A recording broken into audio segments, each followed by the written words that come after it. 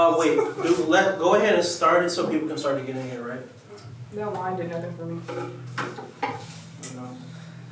I'm sorry, I hope that was not on camera.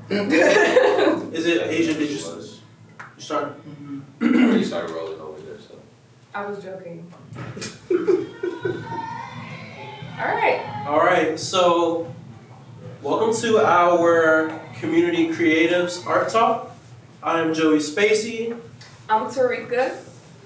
And basically, this is going to be a series where we sit down with the creatives in our community. We're going to be creating a platform for artists, musicians, all different types of... Hold on, y'all. I was recording a video. Oh. It wasn't live. Okay, perfect, because I also wanted to say that I title. want us to actually say who we are, because you were like, I'm Joe Spacey, you can say I'm this, that, talk a little bit more about who you are, and I can do the same. And then we forgot, because Tone was supposed to also say, Well, we were going to introduce him, right? Okay, so never mind. You're I right. feel like we... What's the title of this, y'all? Community Creatives. And we're hoping. So I should do I'm Joey Spacey, this is who I am, what I do. I'm Tarika Campbell, and I'm Blase.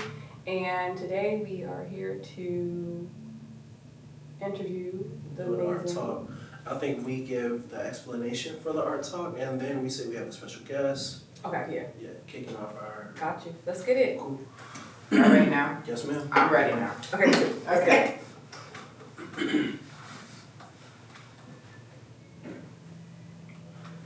What's up, everybody? I'm Joey Spacey. I am a self-taught visual artist and curator. We are Hand Creative Suitland.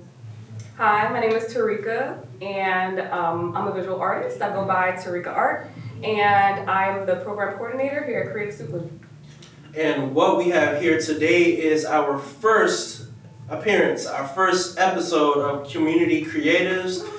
This is going to be where we interview the makers, the musicians, the artists, all of those things here at Creative Suitland. We're currently in our gallery, and today we're kicking it off with none other than Tone Butta. What's going on, everybody? Yeah. So, Tone, let them know who you are, what you do, and yeah. All right, what's up, everybody? My name is Tone Butta. I am a visual creative person. I just made that up on the spot. But I'm a creative. I love to just make stuff, make fun art about one of my biggest problems inside society, about gentrification. I'm just like really super excited. Love to be here. Love to be at Creative Suitland. It's such a dope experience, and I'm glad to be like on this platform with you all today. Nice to have you. So the reason why it's important for us to conduct these art talks at Creative Suitland is because, one, this is a very important hub. We are only 5 years old, so people are still figuring out who we are, where we are, what we do, and what we offer. So with kicking it off with such a world-building artist, with someone who has such a great vision, we're just trying to let you all know like what's in your community, the people that you're passing by, and you don't know the greatness that you're possibly just like walking by on a day-to-day. And also, we just want you people to figure out like what's at Creative Suitland. Like once we get people in the space, they usually fall in love with it. They see all of what we offer, the possibilities of what they can do with what they're already building. So those are like pretty much the main viewpoints on like why we want to conduct the art talks here. All right. Yeah. So I'm going to start off with some questions. Bet. All right, Tone. So being that you're from New York City, what brought you to the DMV area? So I crossed into my fraternity, the Omega Psi Phi Fraternity Incorporated, in summer 2011, 2 weeks before our centennial. I came down here for centennial and had the time of my life. I was currently in Connecticut at the time, in college. So came down here, enjoyed it, and I'm kind of an impulsive person. So if I find like something that I like, I'm just gonna go do it. And I found a job through a friend in DC right after college, and I just came on down. Like didn't know anybody really, didn't really have a place to live. Lived with like 5 people. Shout out to my old hero homies. But yeah, it just came down on a whim and just was like, I figure it out. I can always go back home. Like why not take the chance now while I'm young without any responsibilities? That's amazing that you took that step, because it's very brave, you know, to leave home where you're comfortable just to go to someplace you're not really familiar with. Facts. So kudos. Yeah. Thank you. So, which we know, like a lot of time that's how it works with like college. Like, you know, you get exposed to like a new environment. You're like, I kind of like it there. Let me spend some time there. Yeah. So, what are your biggest inspirations when creating? Honestly, graffiti in the subway in New York City, the box trucks, coming to America, like the whole train scene, like that was like one of my favorite scenes where she was like, I'll marry you, like the old head, like I love that scene. And then also like Hebrew Bradley, like seeing what's possible. Sometimes you gotta just see what's happening and see what people are doing to realize like, hey, this is something that's attainable. And like he's been like one of my biggest inspirations so far. And like there's other artists I really love, like Basquiat plays a large role in like you'll see the crown somewhere in my artwork. But Hebrew Bradley, I think, has played like that pivotal role, like subconsciously, like from a distance, like just from learning his story and watching interviews to like create and move the way I've been moving. So yeah, I really appreciate what he's brought to the artwork. I can definitely see the Basquiat in like New York, like graffiti style within your artwork. So I'm like,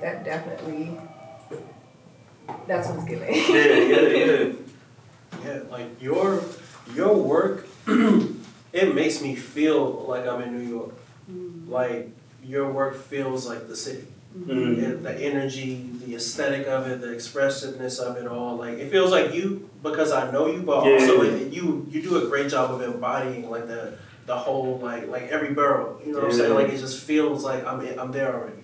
Like being in the city is like so much fun, especially as a kid. Like riding your bikes, running around, like getting caught in situations at the corner store, like just walking for no reason, going to play basketball, like just being out with your friends. Man, it's a time, right? Like I look at like kids now who parents are like scared for them to take the bus at like 12. Bro, I was taking the bus at 10, going to pick up my little brother, and then we going on home type stuff. Or I'm going to pick him up, then we walking like 2.5 miles just to go to the after school center, PAL. So like I love the city environment. As I've gotten older, like I do appreciate the burbs, like I do appreciate the quietness, the peacefulness, the parking. But like I do overall, I love being in the city. Like people's like, oh, would you ever move like Midwest or like away? Nah, I don't think I can move that far. I need to be able to get on a train and get on and do what I gotta do. Yeah, I can definitely say that your artwork has like that personality. Like, you know, in the city, it definitely has like a characteristic to it. It has so much like depth, so much life, and that's exactly what I see when I look at your artwork. No, thank you. Appreciate it. Welcome. Okay. So what was your introduction to becoming a visual artist? So how did it all happen? So, all right. So I grew up I was in middle school from like 01 to 04. So I'm getting older, right? But like I used to draw Dragon Ball Z in middle school. Like I had my own like leather bracelet business where I would like make custom leather bracelets and like paint them or just do like straight leather with like a stain on them and stuff like that at like 10. And then like I took a break throughout high school. Like I played music, so I played the trombone really well. I liked it until like my last year. And then when I got to college, I just started like painting stuff, right? So I had like a 97 Chevy Blazer. Loved that truck to death. Oh my God, I destroyed it when I got down to DC. Shout out to y'all. But it was one of my favorites, like my favorite car of all time. And I like got like 30 cans of plastic dip and plastic dipped the whole truck, like a matte black. And yeah, like I was just doing stuff. And then like making paddles for my frat brothers and getting into that kind of work. And I was like, and then I started like, I'm a sneakerhead, right? So like I love sneakers. So like in high school, I've always been a big dude. I was an offensive lineman and defensive lineman in college. So like I've always been big, right? So like finding clothes in the mall was kind of hard at times. Like finding a size 38 pair of jeans was hard. And back in like 04, 05, right? So I just went to the sneaker store. Everybody was going shopping. I just went to the sneaker store. I was like, I know I can fit something here, right? So like I would go get shoes, look at shoes. I would be on 23 is back, reading the East Bay magazines, like doing all that, like fully immersed into the sneaker business, the sneaker world. And so like I was like, I want to start making customs. So I was like gluing fabric on and painting shoes and all that kind of fun stuff. And then I just realized like people don't want to pay the price it takes to make a shoe wearable, right? Like not like, oh, I can paint on a pair of Timbs where you got a little bit more of a rigid shoe, but like soft sneakers and like the time it takes to like make sure they don't crack, all the prep work. People don't want to pay for it, right? They just pay $200 for the shoes, and they're paying another $200-300 for a custom unless it's like something special. It's like a kind of, for me at least, it was hard to get some movement that way. So I love cartoons. A big cartoon had me and my dad. We watched a lot of cartoons together. So when X-Men 97 came out, we used to watch the original like on Saturday mornings.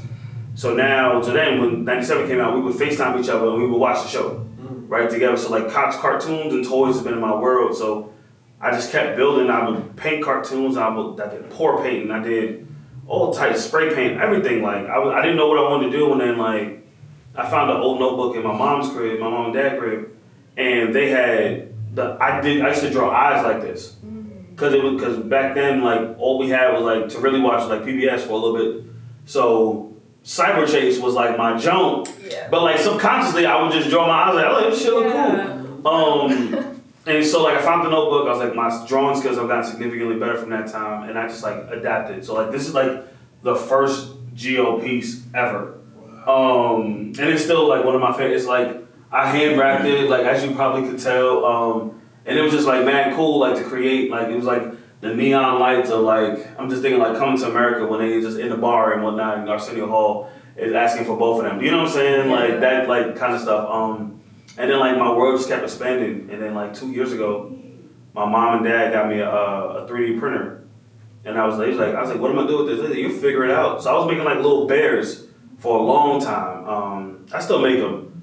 But like, then I just started expanding, and then I like hired a guy to make my first Geo toy. He made the toy. I was like, it was just dope.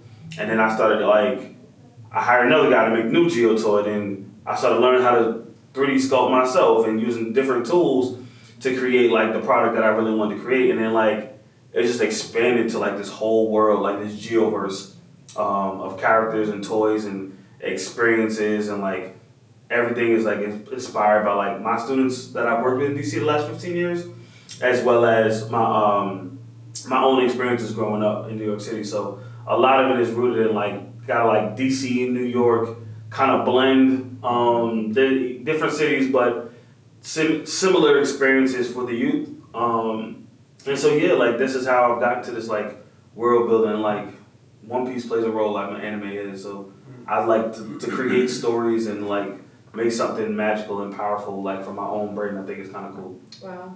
I think it's amazing how like your brand like really tells us a story about you, because now that you've told me that story, like when I look at your artwork, I'm like, wow, I can really tell, oh, that makes sense, you know, like the Cyber Chase thing that you grew up. I love Cyber Chase, yo. I was like, I knew the eyes. I was just like, wow, it's the bird, right? The bird from Cyber Chase. So that's amazing, but also the youth aspect. I was like, wow, like I see a lot of like the youth within your artwork, and not only that, like you were into like fashion as well, because that's one thing that I did notice. I was like, wow, look at the fashion, the style, and I'm like, it's giving like New York, like urban type style. So I was like, that is fire. Thank you so much. What is your favorite, if you have a favorite, like, I'm not sure if everyone knows, but these are his like 3D sculptures. Yeah. So do you have a 3D sculpture that, you know, you actually want to share with someone, share with the guests actually in the audience, that you kind of want to talk briefly about? So my favorite one is actually Liberation Man, the big one in the middle. He's actually my character, Geo's character, right? So the story is called Geo and Friends, right? About 5 kids that grow up in the inner city. They use graffiti and street art to fight gentrification and maintain the culture of their community, right? So Liberation Man is like Geo's character. So they go around and they tag all new structures. They make, from like straight scratch street art to like beautiful, like really introspective like murals and stuff like that. So they go from every aspect of like the outside art game, right? But Liberation Man is so impactful for me because my dad, from when I was as early as I can remember, played the song "The Revolution Will Not Be Televised" by Gil Scott Heron. Like that's one of like that song. I probably if somebody played it right now, I can go word for word with him the whole time. But there's a line where he says, "Word Wilkins will be walking through Watts with a red, black, and green liberation jumpsuit on." Right? Ironically, the park I played at, the one I was down the block from my house, was Roy Wilkins Park. So when he first said that, I said, "Oh, so that's who Roy Wilkins is." And I started looking him up and got to know more about him as like a civil rights leader. And then I was like, I want to create something from that, right? That song fully embodies like the vision for this story. And so like I had to create something, and then my cousin actually commissioned a piece for me. She was like, just make it your style with like that's super pro-black. And I was like, all right, bet. And I created Liberation Man just for her. And like I've been running with him ever since. He's actually like one of my best-selling toys as well. People love him. I love him. He's actually like honestly one of my favorite toys outside of like Geo. Like it's pretty damn cool. People love a strong message. Yeah. It's a powerful piece right there. Thank you. So you mentioned music. Mm-hmm. I didn't know you played an instrument. Bro, I knew the football thing. Bro, I used to go crazy. Man, the scale, everything, man. No, it's fire. I love it, bro. It's fire. I am very curious. What's Tone Butta have on in the background while he's working? When he's coming up with concepts and making these, crossing different mediums, what are you listening to? Bro, I'm listening to Teddy Pendergrass, Luther Vandross, The Whispers, Earth, Wind, and Fire, like all old music, bro. Like if I could go to hip hop, it's like 90s, late 90s, early 2000s hip hop, or like that post 05 Source Award Southern rap, right? So like Mike Jones, Slim Thug, Paul Wall, Outkast, all them, right? Ludacris, right? Like Mystical, Cash Money, right? That's what I'll listen to, but like everything typically, like, cause my life is chaotic. I am a chaotic person, right? Like I function well in chaos. So I'm super loud, I'm super energetic, like everything is woo-ah all the time. So like the music takes me back to when my dad used to play his music super loud in the house. We couldn't watch TV. You play video games, but you put it on mute because you can't hear exactly what's going on in the game. So he would blast a song by oh my God, Alonzo, the song by Al Jarreau. He'll blast The Revolution Will Not Be Televised, Fight the Power. These are kind of Luther Vandross. Oh my God, so amazing. Play that song all the time. Heat Waves, Always and Forever, we play it all the time. Anything Earth, Wind, and Fire or the Commodores, top notch. He's got it. So that takes me back to the time playing N64 and he like blasting music and whatnot, and it's just been like super cool doing that. So like that music brings me peace, brings me calm. It just puts me in the place where like, all right, now I can be like my inner child and go back and create. That's dope. That's amazing. So, sorry. Okay. Yeah, go ahead. So, we got the story behind Liberation Man. Mm-hmm. What are your biggest inspirations while creating? Feel and vibes. I love colors. My favorite like palette is Berry Pink, Oasis Blue, any kind of orange. I really do like a rust orange though. Like sometimes that really pops well. A plum purple, and an electric green. Right, those are like the 5 colors I usually use in a lot of my work. You'll see it in several spots, especially like right here and stuff like that. And that skateboard piece right there as well. I love colors. Like my biggest thing is like I always remember the line, people will never remember what you say, never remember what you do, but they remember how you make them feel. So I like to make art that makes people feel great. So like this dude, I got an installation in Chevy Chase right now off Wisconsin Ave. Excuse me. And this dude was like, he messaged me, he was like, yo, I had a long day at work. Everything sucked. Like I was pissed off. And I walked past your exhibit and I like got super excited and got happy and it changed my whole mood around. And like that's why I do the work. Cause this is like, I want people to walk by and like remember how they feel when they see the art.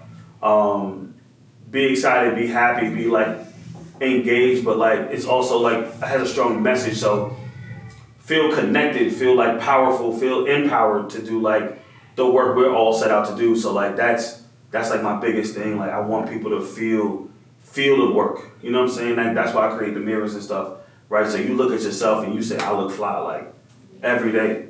You know what I'm saying? So yeah. That's the beauty about being a creative. It's like you have the power to make someone's day, you know? So I think that's an amazing, just superpower to have.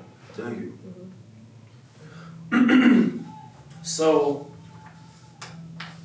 how do you feel about, because you are here, and I would say, me personally, that you're like base here. Like, you know what I'm saying? Like you got your roots here, like I see you putting in like a lot of groundwork with the events and stuff.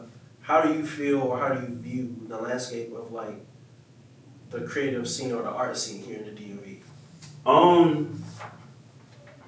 I feel like it's layers. It's like it's cool. Like you see like a group of, it's like a cohort of creatives through the city, right? Like there's like older heads, like you see like the Mont Pender, right? He's gonna be everywhere, right? Like he's an older head in the game from like the perspective, like the style of art that we all kind of do. Not that we got the same style, but like the same realm, right? Then there's like, and I'm saying like one's higher than the other, but I'm just saying like the cohorts of this is just the next crop of artists coming through, right? Then you have like Brian Bailey and them, right? And Diego, like that's a group right there. Kiana, like that's groups, that's like a whole cohort in themselves as well, right?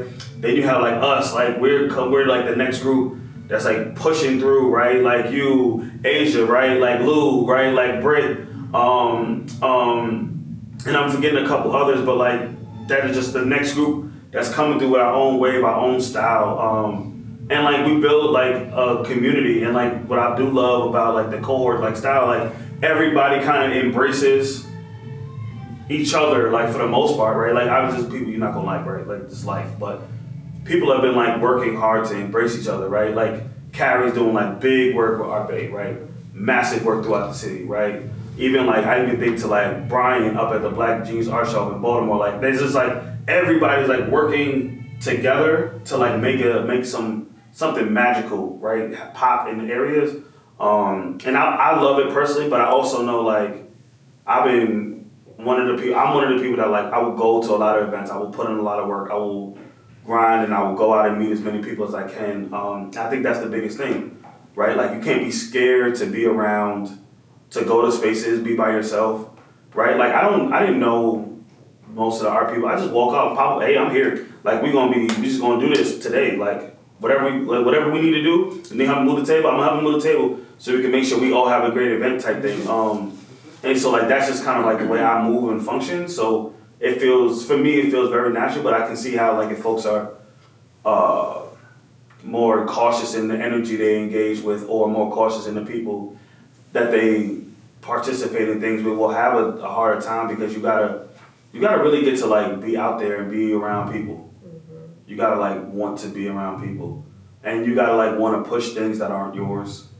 And I think that's big, right? Like every time I see like the homies or our babe, people got new stuff, yeah, I'm posting, yeah, here we go, like y'all been doing great work. Cause it's not just about, we all got different lanes. We all create our own stuff, so like just work and flow. We're not in competition with nobody. Like everybody got their own thing. Yeah. Right? Like you said that. Everybody got their own thing, and everybody's stuff looks different. So you're gonna attract the people you need to attract, as long as you doing right by the people you moving around. Were we talking about that? Yes. Not that long ago. Can I just, real quick, I was just in the barbershop yesterday, and the owner was talking about how, and the owner was just talking about how it's designed life for everyone to eat, for everyone to win. Yeah. Like In-N-Out, Five Guys, Burger King, all that on the same block. You know what you want. Yeah. And they're not gonna miss out on nothing because you didn't go to one of them. Yeah. Like they still gonna eat. And that's how art is. Like I always think it's weird when people have like this imaginary competition. It's like it's expression. Yeah. It's you getting out your ideas, your individuality. At no point should you be thinking you're in a race. Yeah. Or that you're trying to outdo the next person. Like you should be expressing your feelings, your experiences. And that individuality helps someone else because you're being true to who you are. Yeah. As opposed to being like, what's Tone making? I gotta keep up because he posted. It's like, that's weird. Yeah. And you're also gonna take yourself out the game because look at how you're not being true to yourself. Yeah. So. And I think like, for me, it's like, everybody, there's money out there. Everybody can get it, bro. Like, we all can do it. Like, we all have our own niche, like our own way of like engaging the world and own personalities. Because it's like, art is not just the work, it's the story and the person behind it too. So like, being yourself and being authentically like yourself and everywhere you go, like, you're gonna just meet the people that you need to be around. Like, there's like some artists I'm like, okay, like I know like we probably not gonna engage with each other, but I respect your work. Right? And it's not no disrespect, no arguments, nothing. Like, I don't have any ill will. I got a family. Like, I don't got no ops. I got family to take care of, right? I'm here to do my thing, right? So it's like, our personalities don't match, which is fine. It's cool. I love it.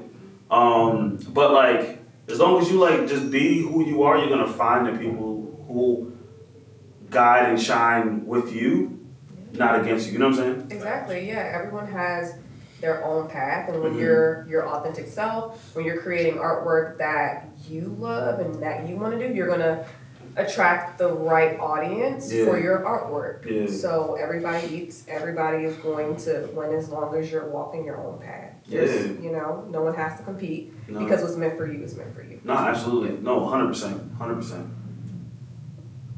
All right, so Tone, what advice would you give to an inspiring artist?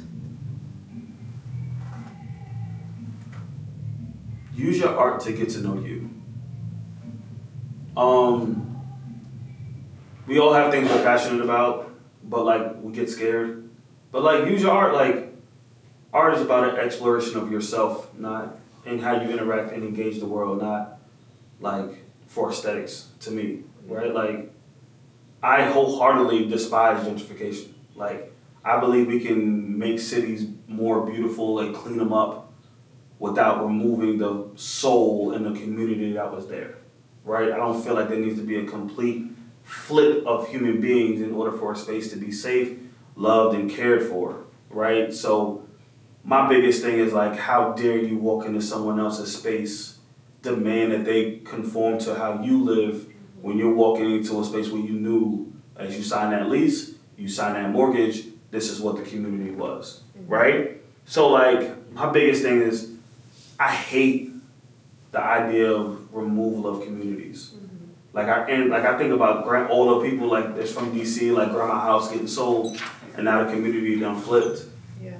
You know what I'm saying? Or like auntie house, or everybody stayed at her apartment, like no one could keep the lease up, and now the whole community done changed because no one's there anymore, right? And I think like it's disheartening. It's not cool at all, because it's like, I don't think no man is better than the other. I don't think no man is greater than the other, or woman, like everybody. No one's better than the next man, the next person, excuse me. So it's like, how dare you like think that you're above anybody? Who are you, right? Like, to somebody you're a nobody, and that's everybody, right? So I think like, as a community, as a group of people, we just got to remind and remember the humanity of others. And once you stay and reflect in the humanity of others, you will stay and reflect the humanity of yourself. Facts. Yeah, I totally agree. Like, humility is definitely a super important thing. Like you said, no one's better than anyone else, and I can 1,000% like agree with you on that. Yeah. Well, that's some great advice, you know, because also, KJ, like I said, doesn't this conversation seem pretty familiar? Because me and him, like, we were having a conversation, and that's one of the things that came up as well. Like, not only the thing that when you were talking about how you don't have to compete, you know, because everyone has their own lane, but also the fact that what you just said, Tom, you were talking about, like, just the advice that you would give someone else. Can you...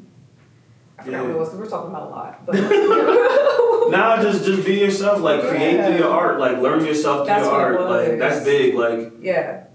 That's what it was. So basically, we were talking about, like, I was mentioning that I learned a lot about myself by basically just exploring like what I liked as a person. Yeah. And then that really influenced my artwork a lot. Mhm. So I learned a lot about myself through my art. Yeah, nah, it's like I said, it's major. Like knowing who you are is the battle of life.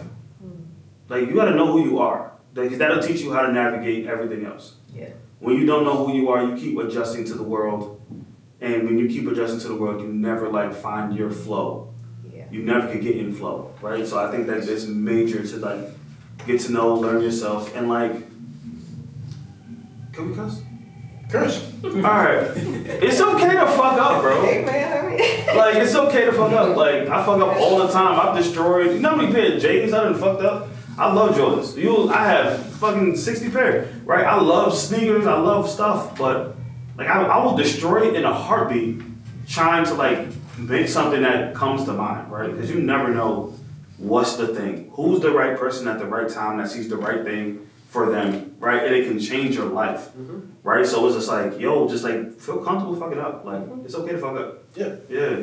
Also, I saw a post today that directly piggybacks off of that advice of using your work to learn yourself. Mm-hmm. And it's like, it's the work that we do that does something for us. Yeah. And it's important because it's like, if you sit with yourself, you learn your own styles and you evolve as a creator. Yeah. You evolve as a person, you're always growing. So your style is always going to have like these different evolutions, especially with each show.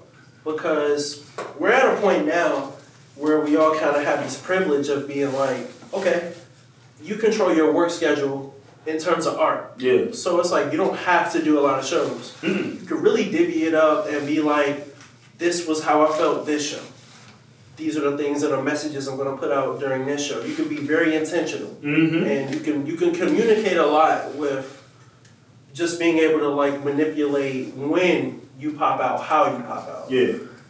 And also, it's just like timestamps. You know what I'm saying? Like, with you being so heavily like community based, it could do a lot for like your community and like people who don't speak up, who aren't creative, when they see you put out things that directly mirror what's going on outside for real. Yeah. So it's important, bro. Like, you know, not for nothing, like, art is the mouthpiece. Like, it shows a lot without you even having to say it. Yeah. So, yeah. and even you doing like an art talk, it's like, it's important because there are a lot of brilliant people who, they are genius, but they don't articulate themselves well. Like, they can't formulate full sentences. They can't talk about a fully fleshed out idea.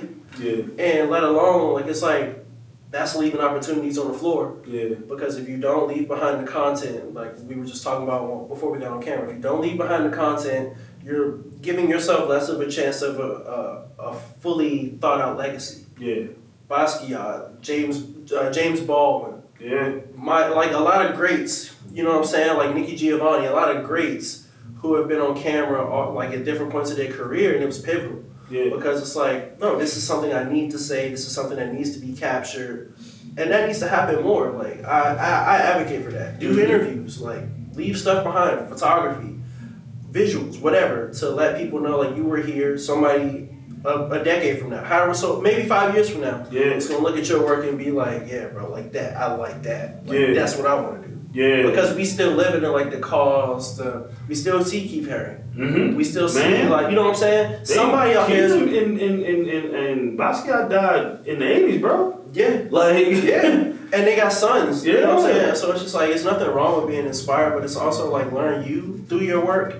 And that's what helped me kind of form a current style. Where it's just like, I love graffiti. I grew up tagging in my neighborhood. Like, there was like a tennis court in my neighborhood that like a certain board would always get like tore down or like painted over because I tagged on it so much. But it's just like, that was me figuring out what I liked.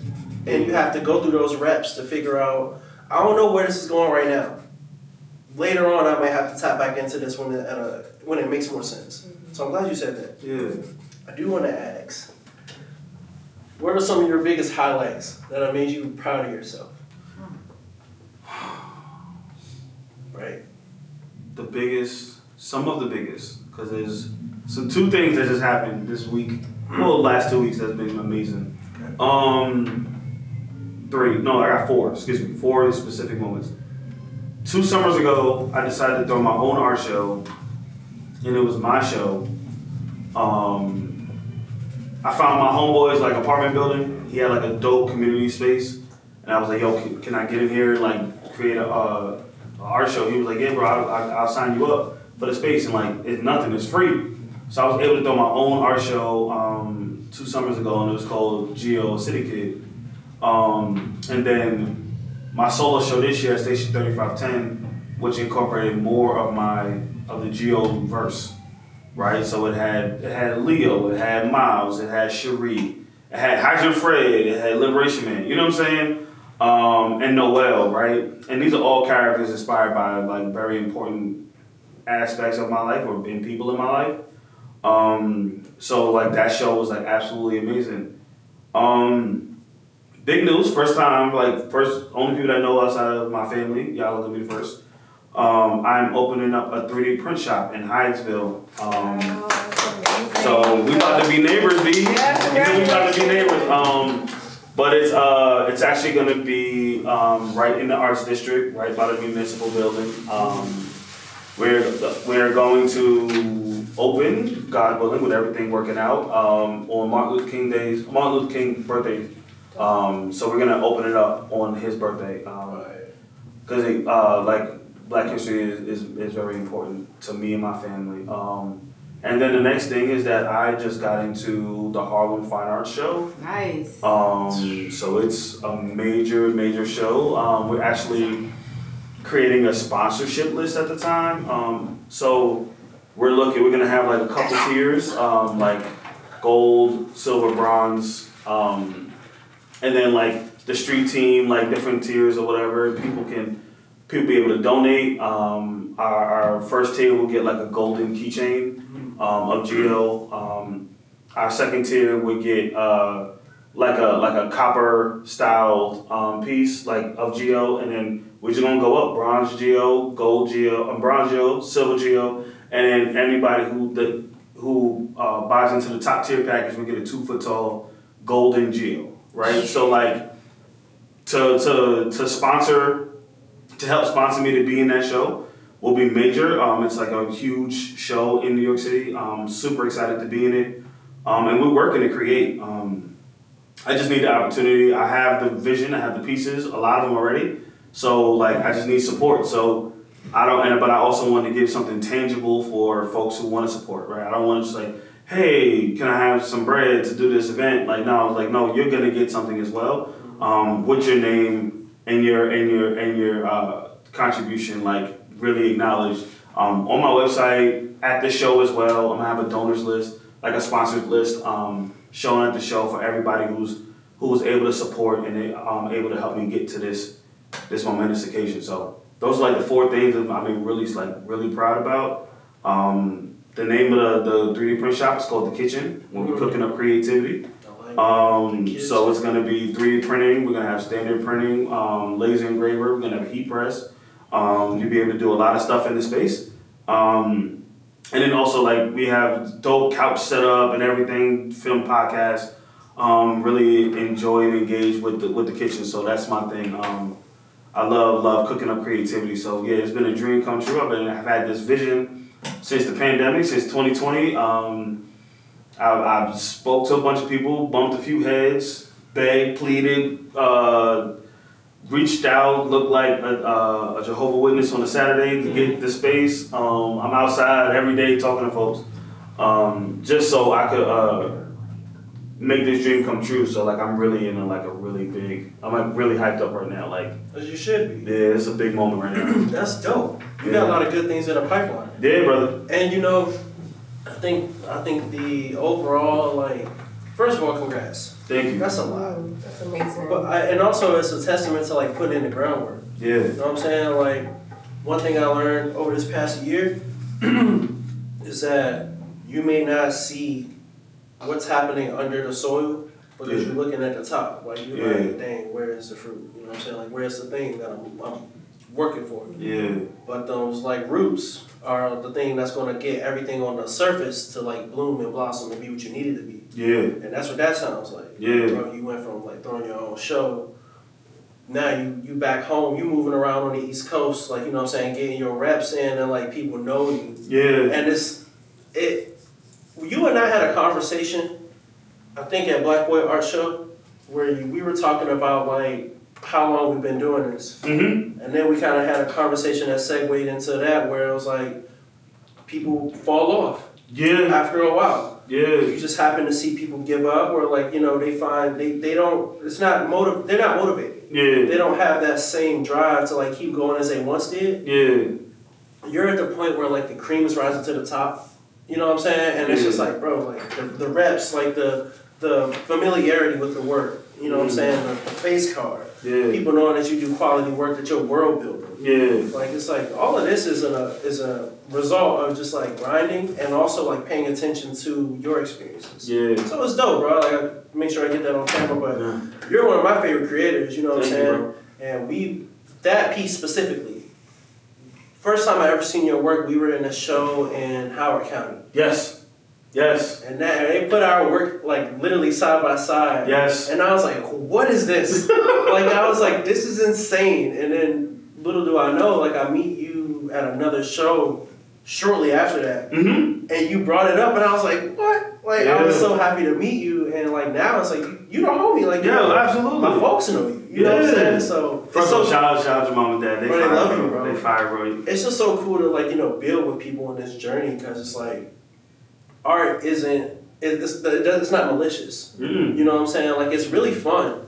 Like it feels like you get to hang out with your homies. Yeah. And like, you know, build with your friends. So I really love just being a part of this and like seeing people like become the legends that they're gonna be. Yeah. You know what I'm saying? Thank you, bro. No problem. I'll be honest with you. Like I was a failed college football player. I loved football. Football is everything for me.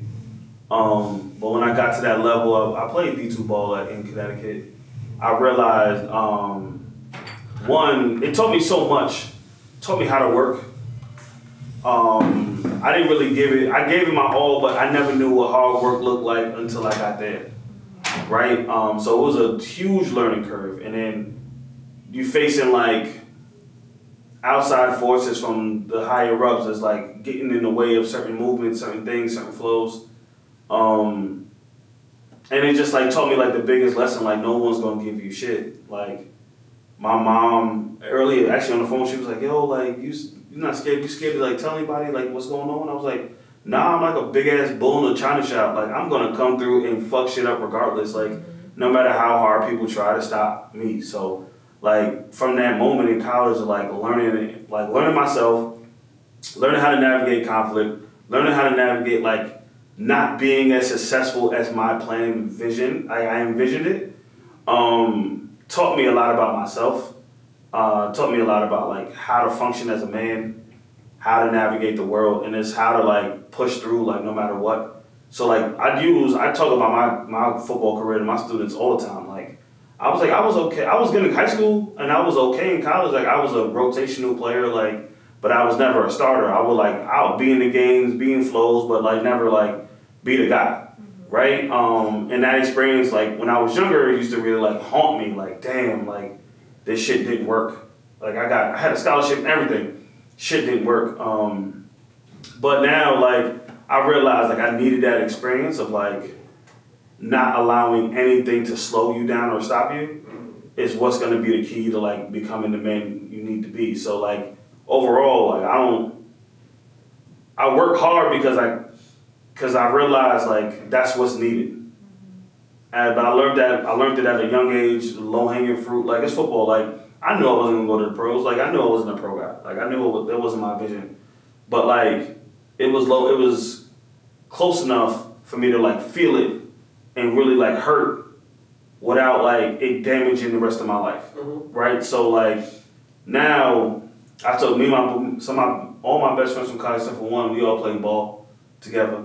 Some of us was like all conference, some of us never played. Like we the spectrum of everything. And we just realized like I personally needed that to grow the fuck up. Right? Accountability was hard for me. Right? Like understanding like what I needed to do and like my role was hard for me. Right? Like it was a challenge. But like I needed that failure to like succeed in the bigger picture. So I don't know, like my story is cool, like it's great. Like I was one of the few 100,000 kids that was able to play college football, played all 5 years, but it was that lack of success in that area that allows me to like push through and fight no matter what. Nice tone. So Wait, can I speak to that real quick? you can. Real quick. My bad. I feel you on that. I grew up playing basketball. Mm-hmm. So like a lot of like how I work with like art or like even like I'm very team oriented. Yeah. I'm great by myself, but like I work really good within a team space. Yeah. So like basketball like taught me how to like speak out, be outgoing, how to work hard, how you gotta like put that work in for what you want, and also like you can't be shy in like a group setting. Mm-hmm. That's it. Okay. But yeah, I just wanted to give the audience an opportunity to ask Tone any questions if they had any questions. So, we talked a lot about fashion tonight. Mhm. We talked a lot about like fashion, streetwear. You know. Would it be okay if you like came to the come this way? Oh no, I don't want to. Oh no, it's an option. I'd rather be the voice behind. It's okay. Yeah. But yeah, so we talked a lot about fashion, how you feature streetwear, you know, and pay homage to New York culture, city urban culture. But I'm interested in your personal style. Like, how would you describe your personal style? All right, so I'm so happy baggy pants came back. Fuck yes. Oh my God. Them tight pants is not working with a big dog with little ankles. Like, I'm just gonna be honest with you. But I love sportswear. So like, I still dress like an adult version of. No, I don't do that. I don't, because I refuse. Like, I can't do that. Like, their style is just ridiculous to me. You're not gonna wear jeans with mad zippers. I'm not doing that. But no, it's like a match, like an adult version of a high schooler in 2005. Okay. So like, I love streetwear. Like, I'll wear any type of sports team. Like, I'll find vintage clothes. I love vintage clothes. So like, I'll go. I have like stuff from like 92 Packers, like 98 Chargers, vintage Super Bowl hats. I love sportswear. And I love textures. So like corduroy, suede, velvet. I love velour, like orange or purple, velour or suede. Oh my God, like that. I be just looking, ooh, it feel like a Ford Taurus back seat from 95. It feels so good in my hands. But I do love, like, I love streetwear. I love sportswear. I love vintage clothes. Like, I don't think we need to have a bunch of new clothes. Like, there's clothes that's already been made that you can go buy, bro. And like I said, I love shopping for, if I find to get like a good find, like I was at a flea market not too long ago, and I found like this vintage San Diego Padres hat, like the old school, like navy blue, white, orange hat, brand new snapback from like the 90s. I was like, yo, this is, and I only got it for $20. It was amazing. But like I would love to wear, because I know no one's got it. No one's wearing that. Like, you don't have that. I know for a fact you don't have this hat. Like, one of my favorite hats is a 1996 Olympics Coca-Cola hat. It's white and purple. Wow. Like, I've never seen a human being wear that hat, ever. So when I wear it, I'm like, I know you don't have this hat. I know for a fact no one in this space is going to have this hat. And like, it don't got to be expensive. Like, I don't shop for like mad money. Like a $20, $15 hat, oh yeah, need that. Yeah, $10 shirt, yeah, need that. Like, whatever it is within like a decent price range that fits my budget, like I'm gonna go get it. I love vintage wear.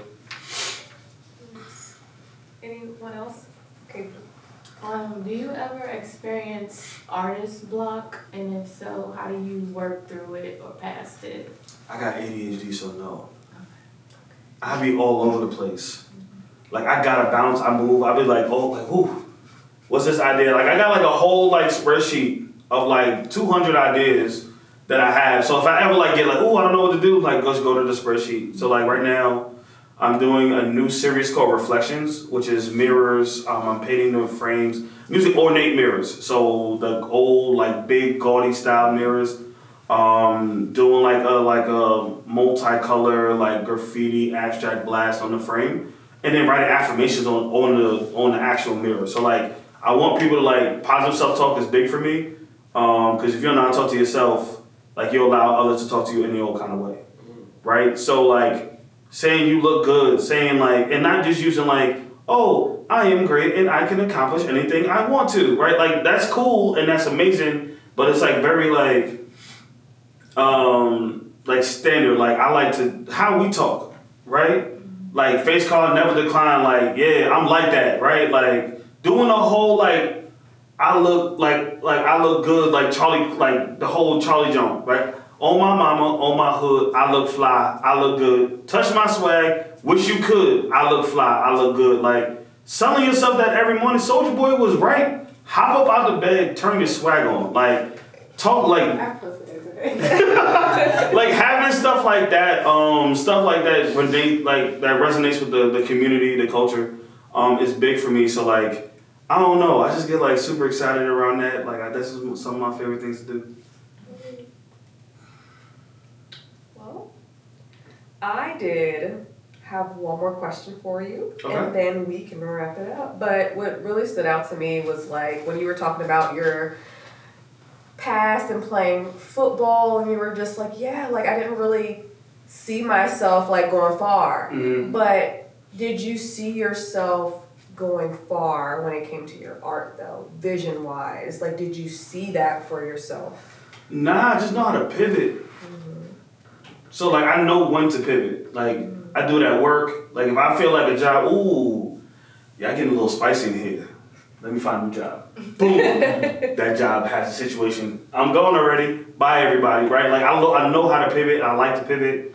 So like dopamine is big for me, right? So like with art, like I don't have a vision of like how, like I don't think it's realistic and it's limiting to myself to say I can reach this height. Like you don't know, like it could be bigger than that, right? Like Cause is amazing. I love what they do, right? Like Hebrew Brandley with the Fly Boy Fly Girl. What they do is absolutely amazing, but that doesn't mean I have to stop where they are right now. Like I can go further, right? Like it could be something that's a phenomenon, right? Like we looked at like LOL dolls, like them things, them little $8 toys was selling like, they sell like crazy, right? We look at like Batman, Superman, like all like, even like graphic novels like Captain Underpants and all that other stuff. Like this stuff sells at an enormous rate, right? Like I don't have to limit myself to just what I see people do. Like I see the vision of like that's something that I can create myself with my own story.